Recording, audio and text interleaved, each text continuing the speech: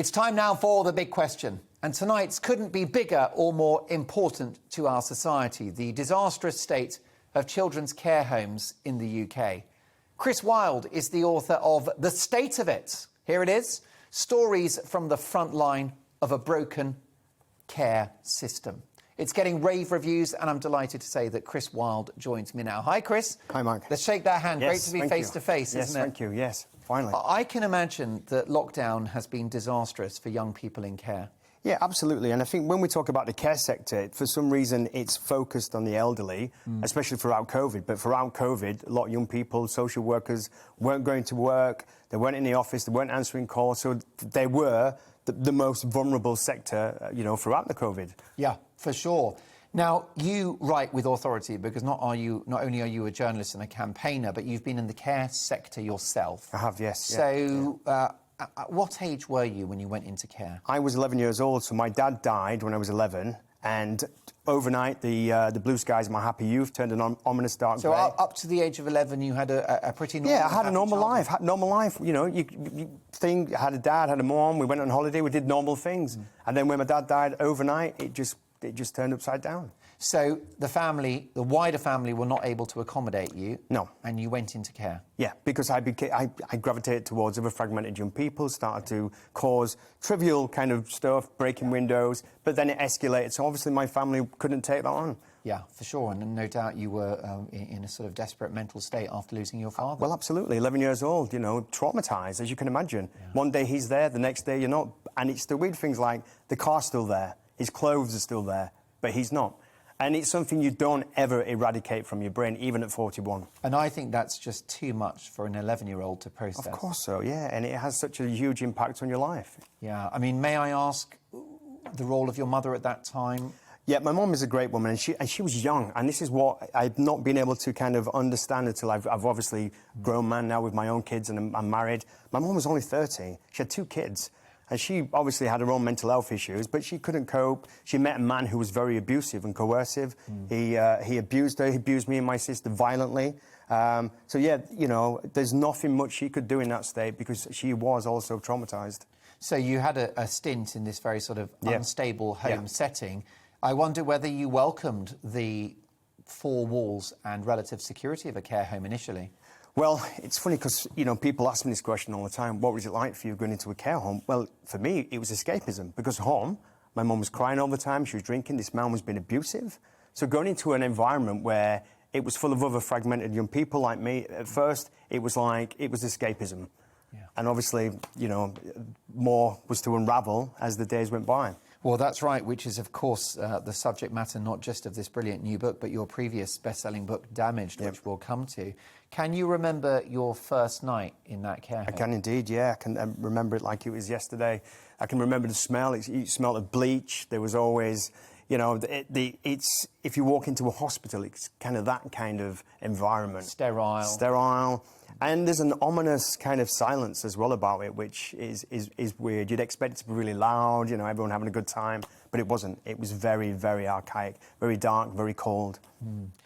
And did you have a few personal accoutrements? I mean, what did you go into the home with?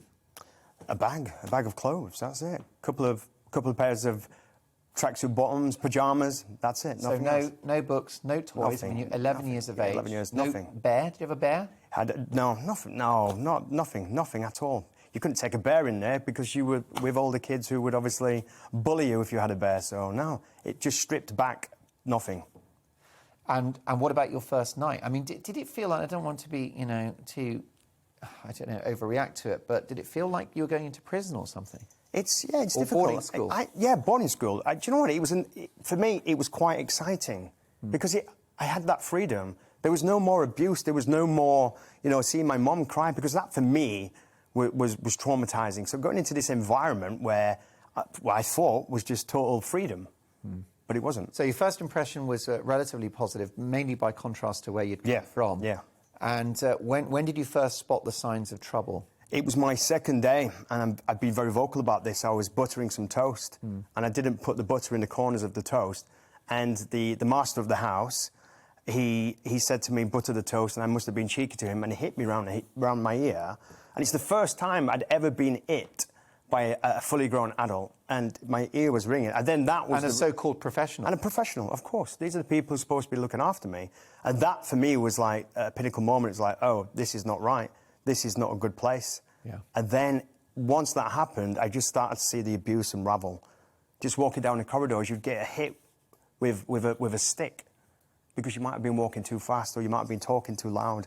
And so I guess it wasn't exclusively about behaviour, it must have been about control. Control, of course. It was all run like regimental, you know, that's how the master of the house, run his care home. That's why he was able to manipulate young people. Mm.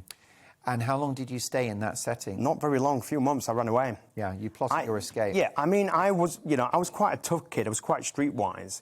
And for that reason, I was a liability to that care home because they didn't want people like me running away, police coming back, so if the police came back to the care home, they'd start to see stuff. So they allowed me to run away, but every time I came back, obviously, I'd get beat up, and then I'd run away again, but then the police stopped taking me back, and then I lived on the streets for a while.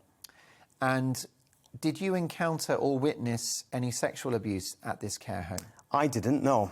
But obviously, years later, when I started to write damaged, I went back to do my investigation and found out that all the boys in my dorm had hung themselves. And that, for me, triggered alarm bells. And obviously, investigating more, it just everything started to unravel. It came out of the woodwork, but... That was going on, Yep. but you were mercifully not a victim, perhaps because you were feisty and not compliant? Yeah, and they handpick their kind of victims. Because when the power's above, they have that power to select who's going in that care home. They can see the referrals coming in. I shouldn't have been there. I was a nuisance. I was there because it was that or it was going to a young offenders institution. So I was a liability to them.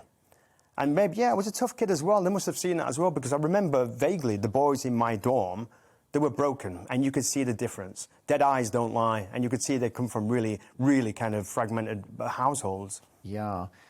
What was the point at which you began to turn your life around?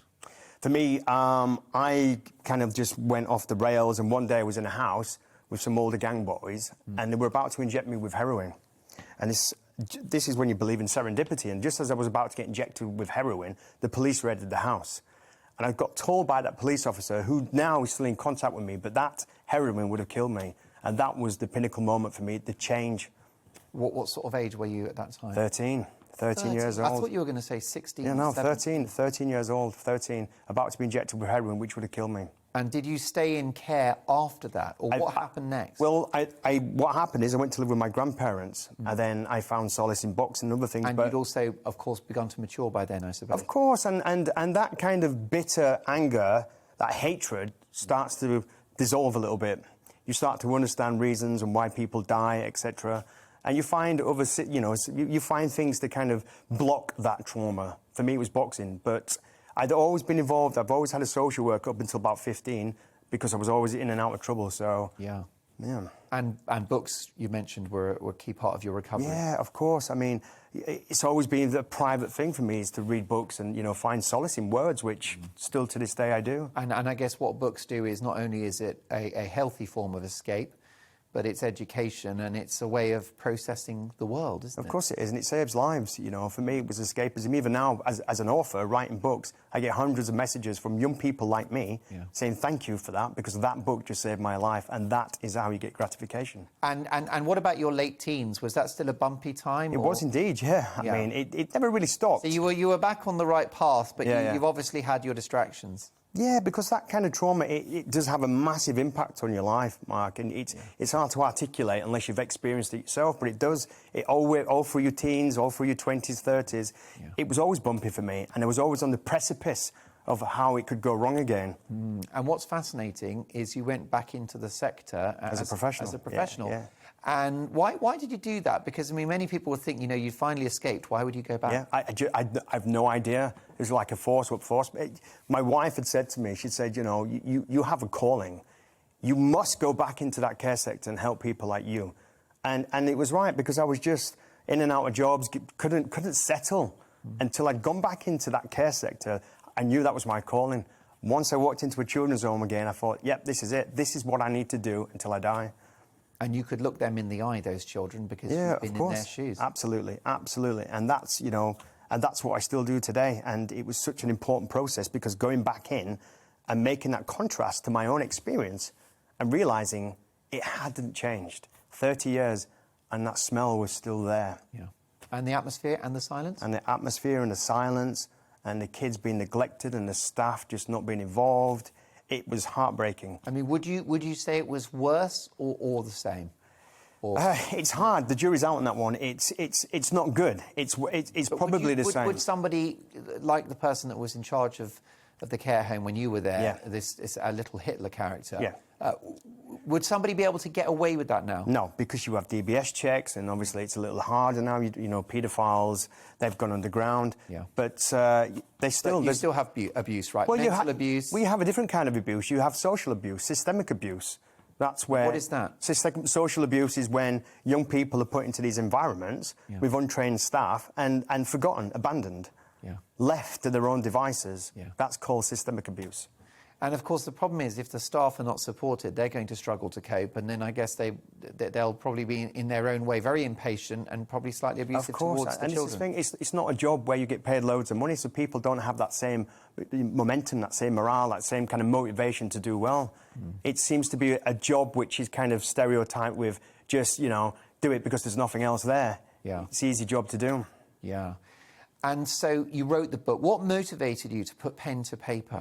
I had to. It's something, when I walked into that care home, it brought back so many of my own emotional memories that I had to write about it. It was therapy as well. Things weren't going well at home, and so I started to write about it. Everything started to take shape. Then it just evolved from there. I knew I had something. I saw things which needed to be exposed. And what do you think needs to happen? What needs to change? Well, is it money or is it more than that? Everything is money. Everything in life is money. It does need a lot of resources. It does need a massive investment from central government. But more than anything, it needs to be regulated, especially 16 to 18-year-olds. We've got Ofsted, but Ofsted obviously is too expansive. We need an independent regulator which only takes care of the care sector. That's it. And why do you think that 16 to 18-year-olds are particularly neglected? Because what happens is because there's no legal protection for those young people. So when they come into the care sector, they go into a supported accommodation, unregulated houses. And that is basically an open prison, right? Of course it is, yeah. It's a recruitment haven for criminal gangs and paedophiles and predators. Yeah, of course. Lots of questions coming in. Let's go to Victoria, who has asked this following question. Thank you, Victoria. What do you think about the youth centres being used as vaccination centres across the country? Young people are missing out on much-needed youth provision. Isn't it bad enough that we've had them locked down for months? Absolutely, yeah. I mean, youth centres, you know, they're there for a reason. They're there for a purpose, so key workers can work with young people and stop them from getting involved in crime. So, yeah, it's horrible to see that, but... You know, walking the streets of London and seeing all these young people in the parks, I mean, they should be in these youth centres. They should be doing something positive. Yeah, for sure.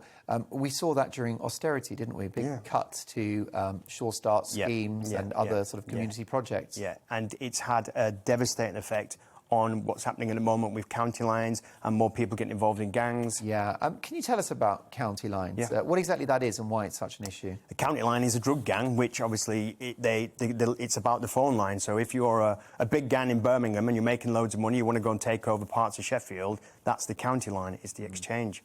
Yeah. And it's not like, you know, there's this thing where people think, but county lines are a group of young kids who obviously, just like Fagan, it's a complex organisation which is making as much money as McDonald's.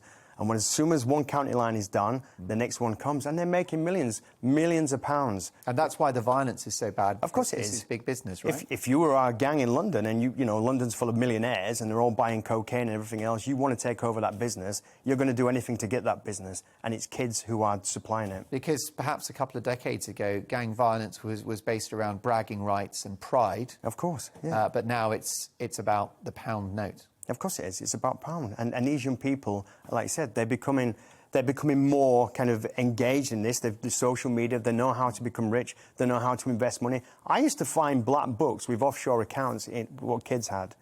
Think about that. Offshore accounts at 16, 17 years old because they're making that much money. Swiss bank account. Yeah, it's crazy. Alex on Twitter has asked, if care homes cannot consistently meet staffing levels, should they be closed? Absolutely. Yeah, absolutely. You're protecting vulnerable young people here. Can you imagine a hospital, going to hospital, and the nurses neglecting the patients? What would happen? Imagine going to school and teachers are neglecting the pupils. Yeah. But why can they get away with it in the care sector? Yeah. Or now in the workplace. Or in the work, if yeah. If the boss is abusive towards Of course. an employee, there'll be a tribunal. Of course, it's segregated from every other system, and that's where it's wrong. And that's, again, we talk about social An abuse. underclass in society, and arguably the most important group in our society, young people, they are the future of this country. And absolutely. And I work with young people now. They're not all gangs, they're not all thugs, they're not broken toys. But they could be thugs. They could be. And they're forced into that life. They don't go into that life. No. They just need the right opportunities and the right guidance and good role models. Yes, and of course it would be money well spent, because if you think about the criminal justice system and prisons, Yeah. the cost of rehabilitation, if we can prevent these young people entering a life of crime, Absolutely. it's value for money, isn't it? Prevention cheaper than cure. It costs £250,000 to put one young person in Pentonville. It costs you £50,000 a year to put them in a good, stable home. You do the maths. David on Twitter has asked, young people in care homes generally have worse academic, social, relationship and employment outcomes than average. Why does the UK not support children in care similar to Denmark, where they outperform the average? Have you looked at other schemes? Yes, yeah, working on a documentary at the moment as well, where we're looking at Norway, how they work with their system. They put a lot of money into prevention. That's the key for them. You know, in our jails, 8% of inmates are from the care sector. In places like Norway, you've got 20% of inmates are from the care sector.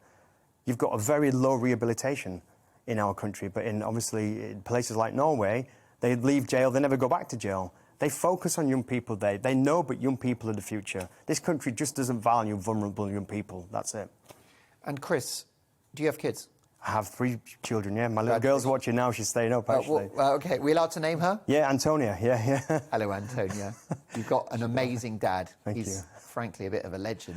What do your children make of your life story? Can they believe that this is what happened? Yeah, and my little girl now, she's 8. I've got a son who's 16 and just a newborn, 3 months old. But my 6, thank you very much. Can I just say 3 words? Yes. It gets easier. I hope so, because I'm tired. The first 5 years is the worst. Yeah. Do you know what? A bit like marriages. Of course, yeah. No, I've got a great family. They're all very supportive and they all respect what I do. Does it surprise them? You know, if you're out publicising the book, or if they look at the book, you know, is it unreal to them that you've been through that? My little girl gets sad. She says, "Daddy, I'm sorry you had to go through that." And you've got to try and sit her down and explain it to her. And she's very wise for a young age. And I take her to the care homes and get to meet young people, so she has an understanding of who I am, where I came from, and why I do what I do. Yeah, and you're always going to remember that first care home and that first night. Of course, yeah. And like you said, this is why I do what I do. I had a very unfortunate experience, but it's been fortunate because I've been able to help other people like me and save people's lives. Well, you love books, and you've written not just one, but two remarkable tomes. Thank you very much. In fact, I'm delighted to say that young Greg, my producer tonight, has got stills of both of them. So let's have a look at your first book, which is called Damaged. We can call that one up. There we are. Abandoned, Abused and Forgotten, and that's very much the first part of your story. That's out now and already a bestseller. But the follow-up, which is getting rave reviews, is right here. The State of It, and what a book it is. I was just looking at all the reviews in the press, and it's getting 5 stars across the board. It's by Chris Wilde, and it's out now. Chris, all my best wishes to you. Much appreciated. And your children, especially the newborn. Thank you. Hope you get a bit of sleep tonight. I hope so. If you want, you can sleep on the sofa. Yeah, I will be doing.